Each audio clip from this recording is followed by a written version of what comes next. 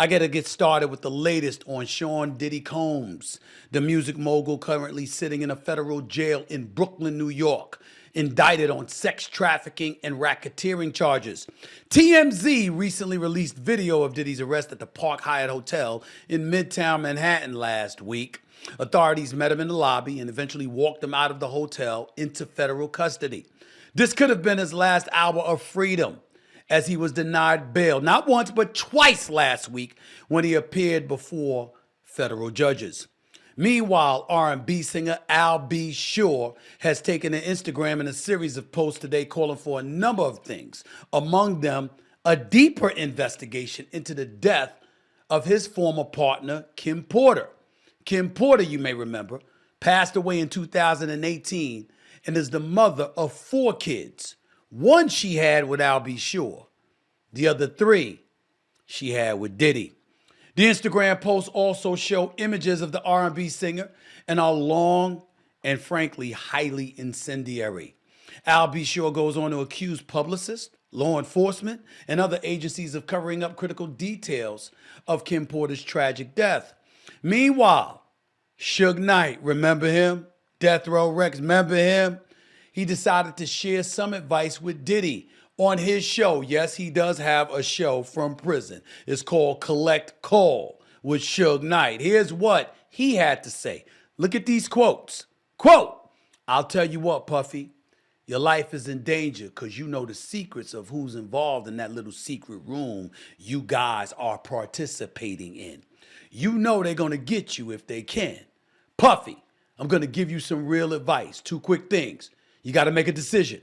When you go to prison, either you're going to be standing up, pissing, or squatting, sitting down, pissing. I advise you to try to take the first one because if you squatting and pissing, you know what that means. Do not do your time going by Brother Love.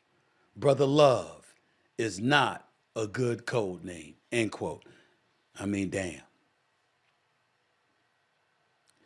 I ain't gonna lie to y'all, that was uncomfortable to read. Wasn't me, ladies and gentlemen, I'm just reading the quotes. It was uncomfortable to read because it definitely stirs your imagination and gets you thinking about the wrong things. Here's what we have to think about. As I've said on several occasions, P. Diddy's in a world of trouble. Ladies and gentlemen, do you understand what racketeering is? Do you understand what racketeering is?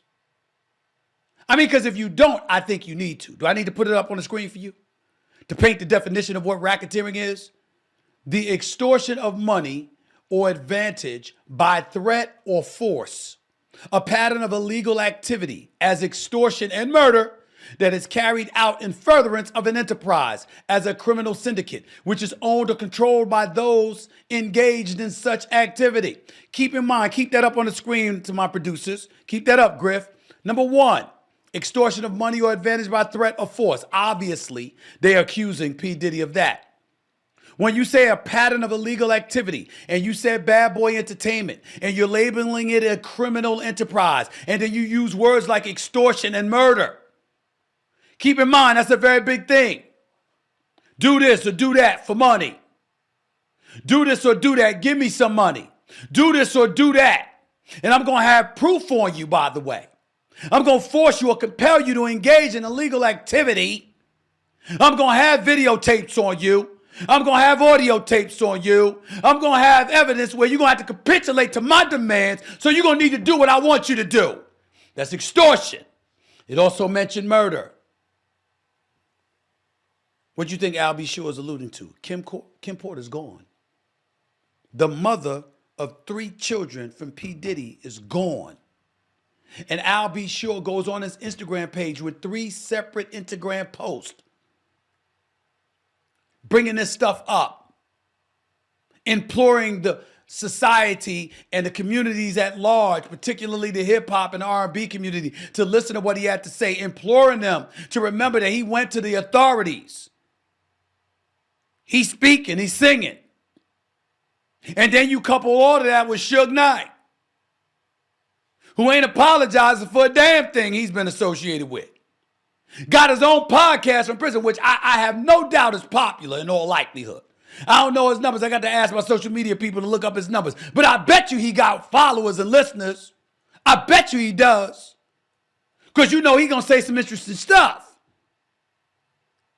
And then you got this, where bail was denied. Not once, but twice.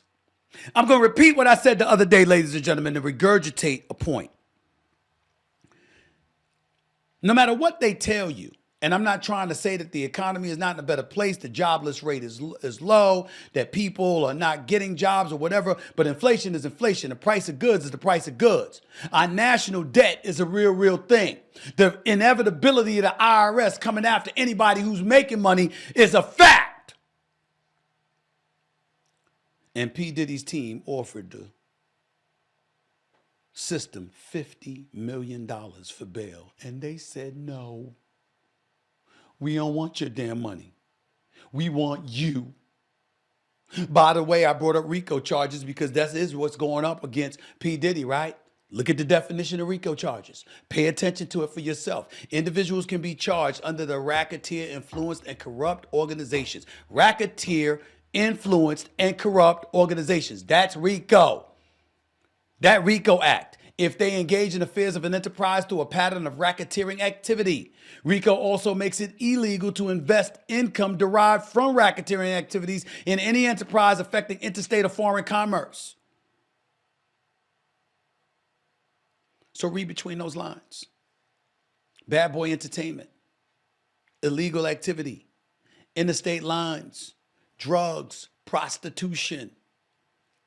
The other day in the Park Hyatt Hotel in Midtown may be the very last day Diddy was ever free for the rest of his life. He was with his boys. They had to move aside. Law enforcement was waiting for him. He came through the door. They cuffed him. You saw the video, and walked his ass right out. And then wouldn't let him out despite $50 million for bond. They wouldn't take it. We want you. Now, we know they want him. They could simply want to set an example for him. Or they could have been squeezing him because they know he can name others. Which brings us back to Suge Knight's quote. Put that back up there for me, please, on the screen for everybody to see. Not the pissing and sitting comments. I'm talking about the first quotes that Suge Knight made from his podcast, Collect Call, with Suge Knight. I'll tell you what, Puffy, your life is in danger because you know the secrets of who's involved in that little secret room you guys are participating in. You know they're going to get you if they can. You know they're going to get you if they can. Now we look at got people walking around trying to figure out who the hell been at P. Diddy parties. Well, a whole bunch of people been at P. Diddy parties. I was at one of his parties before. I just didn't know it was one of his parties. I heard that it was a party. I showed up. Wasn't at his house. I didn't see none of the stuff. By the way, I don't know if y'all saw on social media, but Ice Cube was performing in concert. And he said, let me let y'all know this right now. Y'all ain't got to worry about nothing popping up on us. I ain't been to no damn P. Diddy parties. He letting it be known. But there's a lot of people very, very silent. I don't want to mention any names because I don't want to incriminate anybody. So I ain't going to mention any names. But let me tell you something. There's a lot of people who are conspicuously quiet. And right now, what I find myself scared of, fascinated by, and transfixed on, who's going to resign next after Kevin Lyles resigned before. Executive VP for music, Warner, resigned the other day, the day Diddy was arrested. Who else? Is anybody going to come forward and speak up for Diddy? Not a soul. I haven't seen anybody.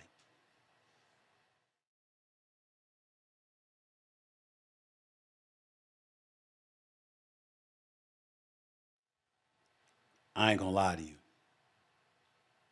This Homeland Security that came after him. Not some local prosecutor. Not even just the state attorney general. Homeland Security. Now you got Al B. Sure, you got Suge Knight. You got people bringing up names like Justin Bieber and others who used to go to the parties and stuff like that. Ladies and gentlemen, we don't know who's been caught by the feds, who've pled guilty, who've reached a deal, who's planning on testifying against P. Diddy. For everybody sitting around wondering, oh my God, who's going to be the next body to fall? Who's going to be the next person arrested, indicted, etc., etc.? Did it ever occur to y'all it may have already happened? And the reason why they waited months to get Diddy is because they got the others, painted a picture for them, and got them to turn and dime them out. I don't know. I'm just speculating.